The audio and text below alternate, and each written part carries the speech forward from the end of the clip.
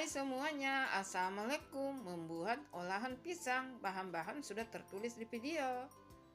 Ada pisang kepok, ada kelapa parut, ada tepung ketan, tepung terigu, gula merah vanili, dan daun.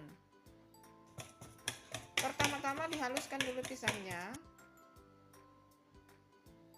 lalu masukkan gula merah, diaduk biar tercampur, masukkan garam, masukkan vanili, tepung terigu, tepung ketan, lalu diaduk kembali. Setelah tercampur, masukkan kelapa parutnya. Ini kelapa muda ya. Kemudian diaduk kembali.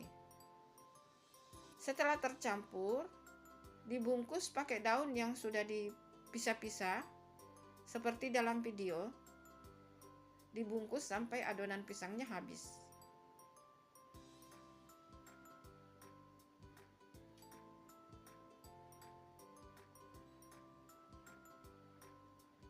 Nah, satu resep ini hasilnya.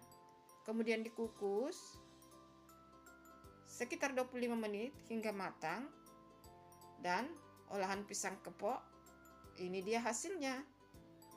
Enak, manis, kenyal. Silakan mencoba resepnya, semoga bermanfaat.